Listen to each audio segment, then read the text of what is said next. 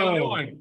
Oh, hello. Apparently I've got 2 questions, so I better get on with it, hadn't I? boy. First of all, I'll make the first one a statement, shall I? You had me at Radiohead. Yes. What a start. So great. Hey, can I just ask, can I put you both in a time machine? Can I take you back 10 years ago? James, Chris Pratt wanders in, sachets, and sits down and auditions for Star-Lord. Why was he your dude? Why was he your man? Well, he did sachet, first of all. That was one of the first things I noticed about him. He's a sachet type of guy. I sachet everything. But really, it was, you know, Chris came in, he auditioned. I think he was a little nervous. He seemed a little bit nervous.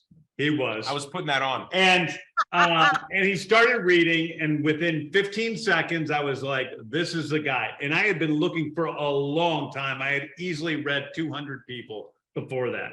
I couldn't find Star-Lord. I didn't think anybody was just quite right. Even a lot of the actors that I thought were like going to be the character, they weren't quite right.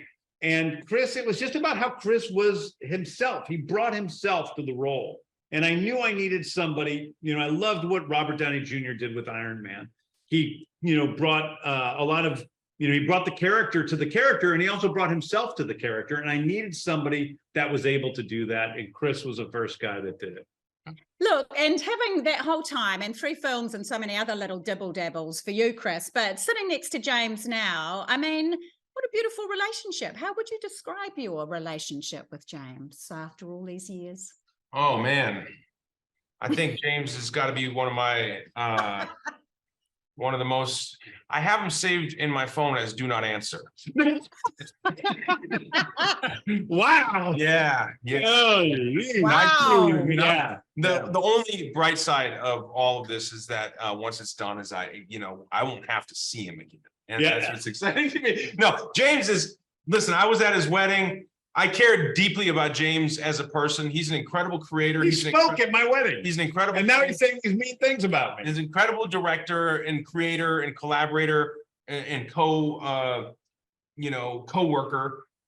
And all of that aside, it's been this last 10 years has been an extraordinary opportunity to really get to know him as a person. He's a caring person, cares deeply about his friends, about his family, about animals, about storytelling. He's the real deal.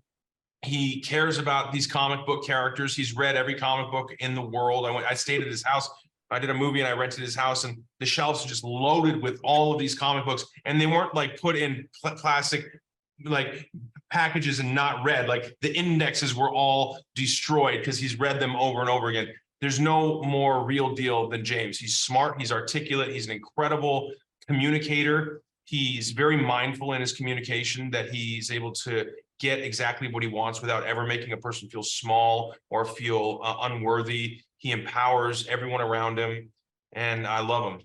You did a good job on that. Huh? That was pretty good. You did a good job. That was the best. I was like, when am I gonna stop being earnest and weak? There's also something though, because people keep saying, isn't it sad? Isn't it sad? And I keep going, you know, in some ways, yes, but not really, because I talk to Chris all the time. I talk to Tom practically every day. Yeah. It's like I talk to these people all the time. They're my friends. They don't go away simply because we stopped making Guardians movies together. We'll continue to hang out. We'll continue to be friends, and we'll make other movies together, you know? So it's all good. That makes me feel so much better. And if that's the 2 longest answers to 2 questions I've ever had in the history of junketing, so from my heart to yours. Thank you so much. So bloody great to see you, boys. Oh, thank you, you too. Bye-bye.